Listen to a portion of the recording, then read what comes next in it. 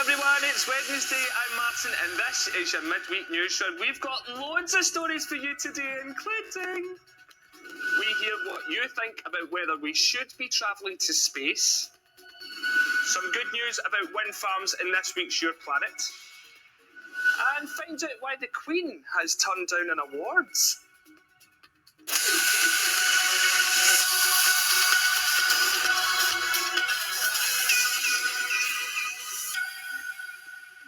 But before all of that, we're talking about something that lots of you have been in touch about. It's the question we asked on our website about whether we should be travelling to space.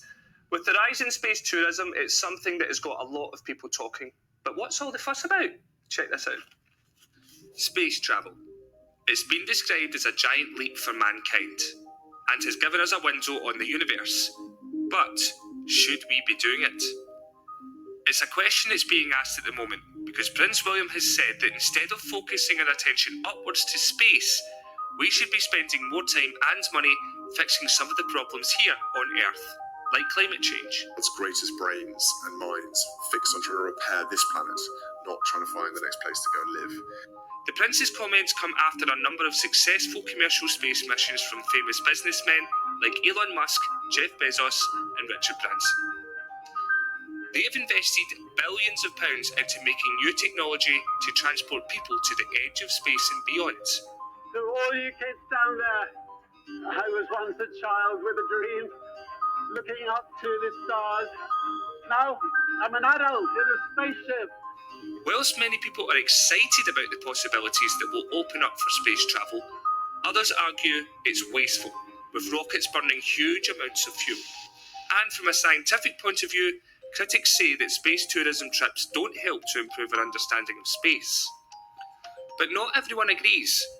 British astronaut Tim Peake said that more than half of our climate change data actually comes from space-based technology, with other supporters believing that these missions are helping to pave the way for future generations.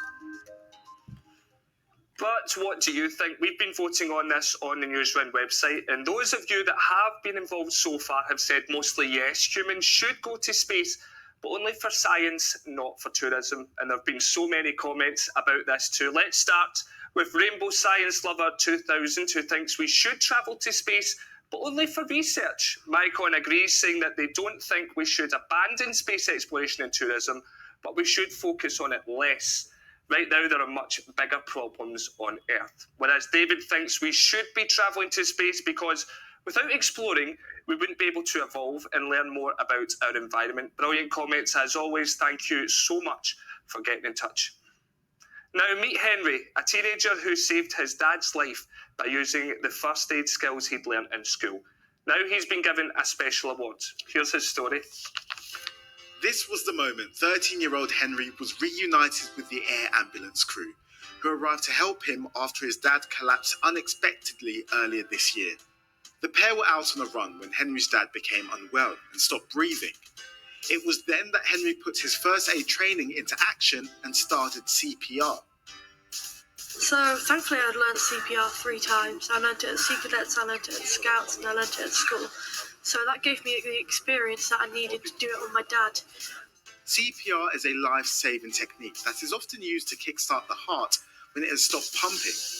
Henry's dad had suffered a cardiac arrest. This is when the heart suddenly stops beating. As soon as we got there, it was so matter of fact, this is what's happened, I've been doing CPR, so calm and collected, which you need to be, but to try to tell somebody to be like that in such a stressful situation, it was just top marks to him for being able to do that and pull it off. Henry did it, then you've got the ambulance crews did what they did, then ICU, and then the cardiac wards in Halifax as well.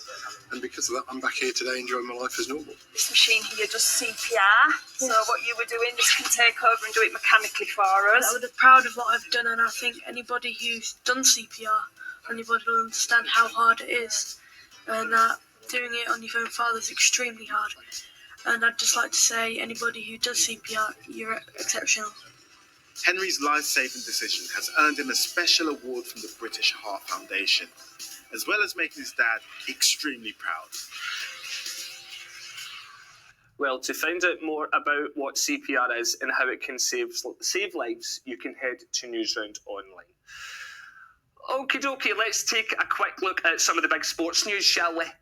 Liverpool took on Atletico Madrid in the Champions League with 2 goals from Mo Salah, helping them to a 3-2 win. Elsewhere, teenager Cole Palmer scored his first Champions League goal for Manchester City as they beat Bruges 5-1. And Celtic kept their Europa League knockout hopes alive by beating Hungarian champions Ferencvárosi. Now, it's Wednesday, so that means it's time for some environmental news in this week's Your Planet. Ricky's got this one.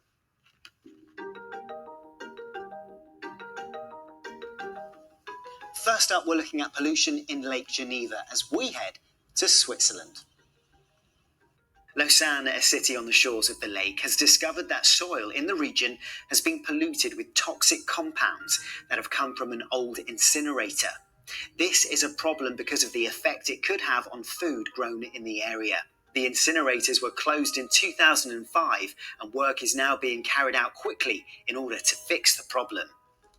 Next up, we have some positive news. Let's head to Denmark.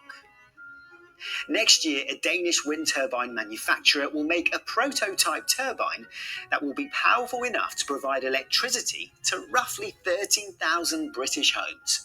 It will be the biggest turbine in the world, but maybe not for long, as a Chinese firm has announced plans for an even more powerful device. So, watch this space. And last up, we're looking at carbon emissions at 20 of the richest nations. According to a new study called the Climate Transparency Report, CO2 emissions will go up 4% across the big 20 nations this year. This is due to countries getting back to normal after the pandemic and opening up factories again to start manufacturing and meeting new demands. It's expected that the use of coal will go up this year, and that is one of the biggest contributors of carbon emissions.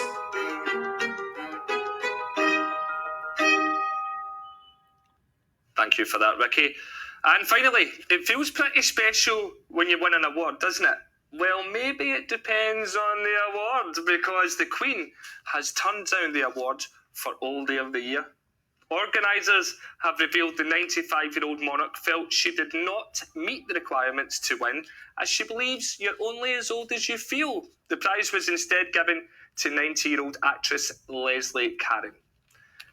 Righty-ho, that's all from me for today, but don't worry because I'll be right back on your screens tomorrow with loads more. But if you can't wait until then, why not check out the Newsround website for loads more, including the 400 million-year-old scorpion the size of a dog. See you tomorrow. Bye-bye.